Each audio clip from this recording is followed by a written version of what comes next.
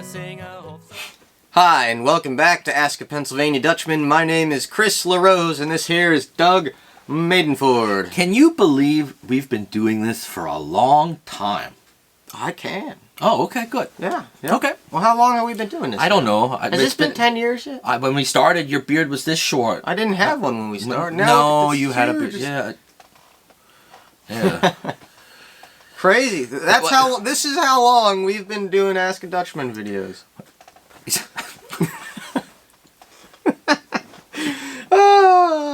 Yep. Memes. Bring back the memes. We measure time in beard length. in Chris's beard length. Yep. Oh, that was 2 inches ago. That's what she said. Anyway, what's Oh, don't get me laughing. I'll end up coughing. Hey, so what did you called me and said, hey, we need to do a video. I So did? I think so. Oh. So what's the deal? What do you want? I don't remember now. Yeah, I think you do. Don't play dumb. Well, I do have a question. See, I knew it. My girlfriend called me cynical the other day. Your girlfriend called you cynical? Yep. Okay. Well, I was talking, just doing normal talking stuff every day, about how I talk. Yeah. About stuff, you know, and things and thoughts. And then she said, you know what? You're always cynical. Okay. Every day, very cynical. I'm like, I don't know what you're talking about. Impossible. And so it got me thinking. Yeah. Are we Pennsylvania Dutch a cynical people, or is it just me? Well, that's a good question. Was your dad cynical? He was Pennsylvania Dutch.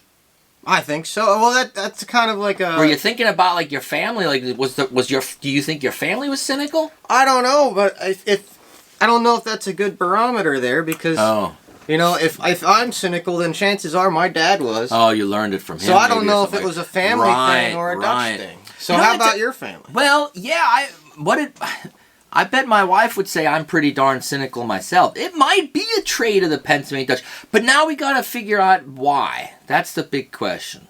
And and just off the top of my head, it reminds me of a story, not a story, but an anecdote that my grandmother, who was 100% Pennsylvania Dutch, would say.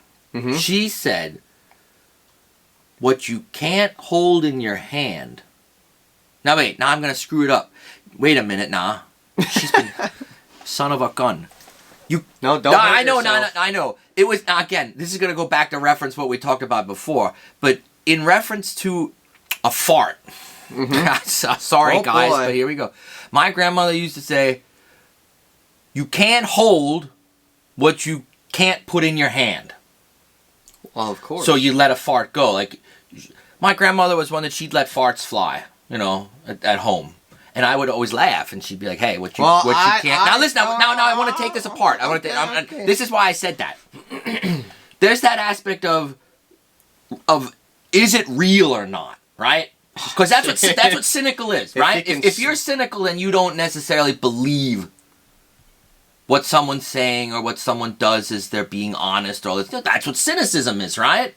Mm-hmm. To being cynical about something. Well, I think that the Pennsylvania Dutch look at life a certain way.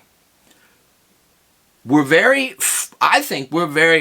focused people. I wish I had more of that. Not focused necessarily that we're always, but I mean like, we put blinders on our horses for a reason. Why do we do that? So the horse is looking one way. Mm-hmm. And I think that's how the Pennsylvania Dutch look at life. We have this phrase in Pennsylvania Dutch, du kannst mich nicht verkaufen. You can't buy me. No, du kannst mich nicht verkaufen. You can't sell me. Oh, okay. Right? So someone's like trying to trick you.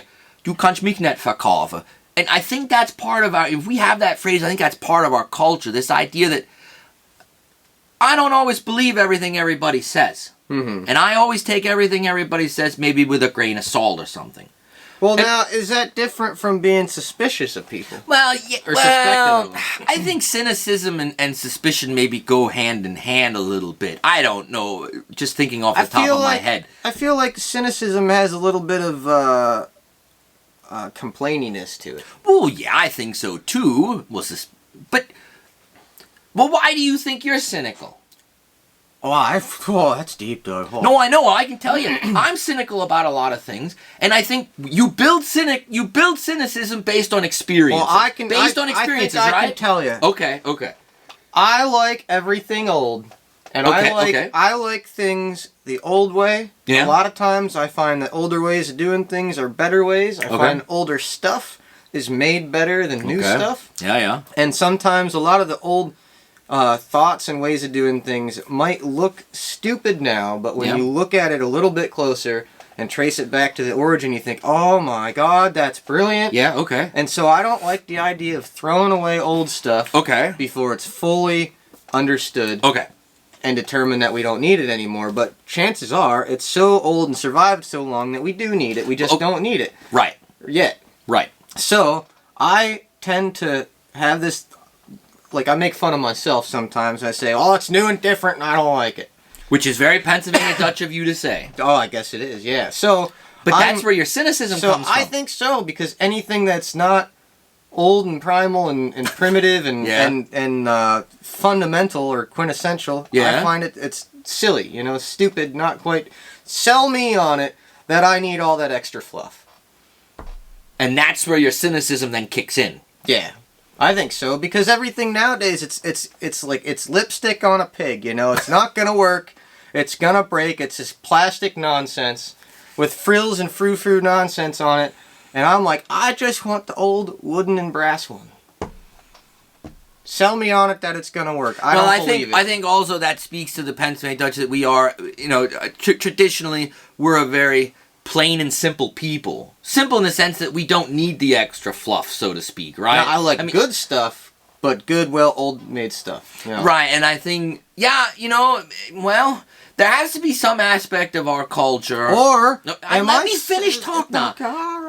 There has to be some aspect of our culture that has let us exist and continue to exist for 300 years in America, where there's still the language...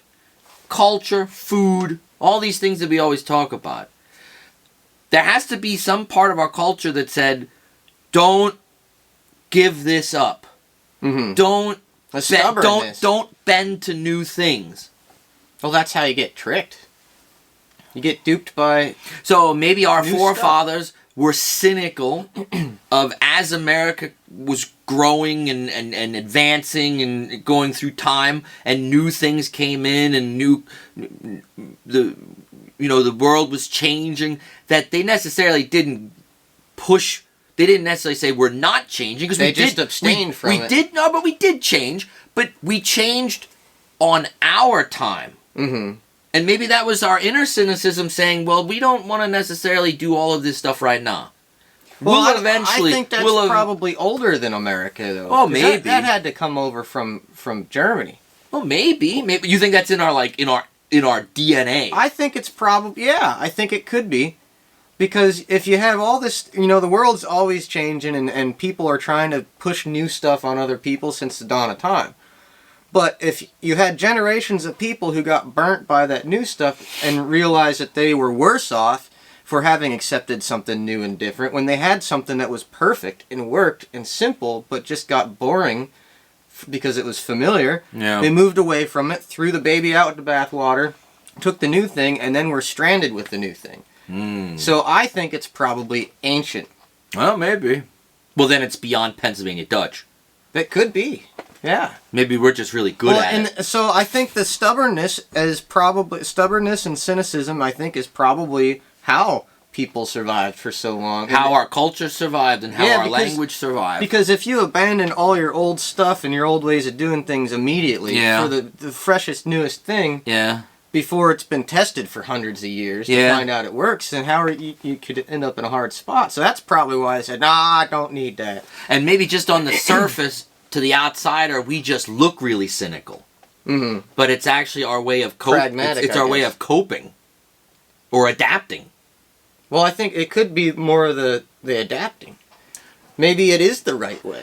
Buddy, that's pretty freaking deep. Oh, I know. We were talking about fart jokes and things and food, and here we are talking about deep philosophy and cynicism.